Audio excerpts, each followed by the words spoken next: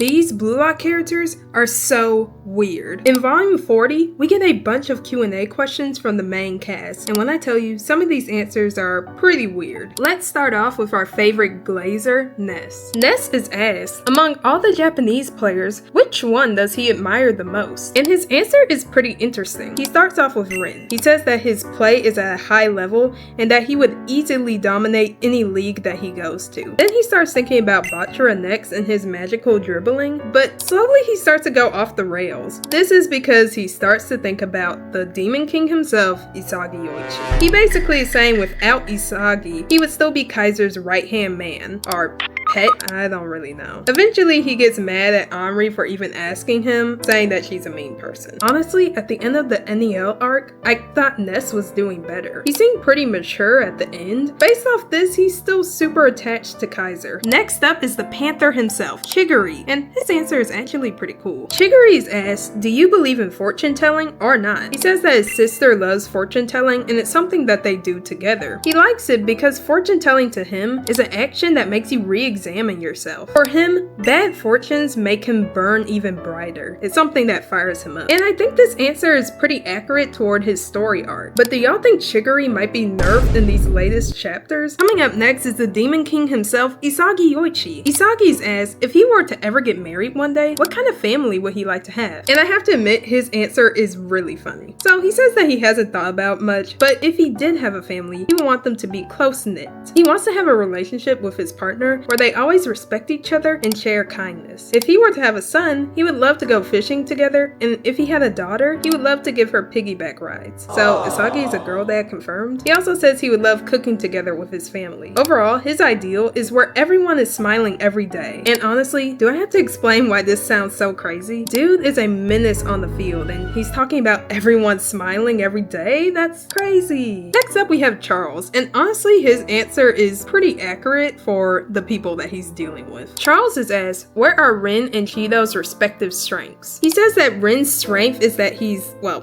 crazy, and Shidou is good because he's off the walls. But the difference between those two is whether their freakishness is inconsistent or not. He says that Rin is the type with a huge difference between his good and bad times, and that's super interesting. But he's also a super difficult kid to handle. On the other hand, Shidou is consistently freakish, and he never has to waver. Charles can go crazy with peace of mind. Overall, he says that Shidou is a more trustworthy freak, and asks which freak do you prefer, which I think is funny. As weird as his answer was, it's true. Shidou is always very freaky, while Rin can go from very nonchalant to a literal monster on the field, so he's not wrong. Last but not least, we get glamorous Aryu. Yeah, we don't see him in a lot of stuff, so it's cool to get an answer from him. Aryu is asked, I heard for Christmas you asked for beauty, but what did you actually end up receiving? Aryu says that he was given a Native American flute. It's from his father, and he loves beautiful things and brought him some souvenirs. He says that was just one of them, but the instrument taught him that beauty isn't just paintings or material things, that sounds can be beautiful too. He explains how beautiful the instrument is and says that everyone should have a listen because its stylishness will blow your mind. Honestly, this was pretty poetic from Aryu, and I'm not surprised. These interviews from the Blue Lock cast were super wild, and if y'all want more, make sure to like and subscribe because best believe I'll be dropping the leaks every time.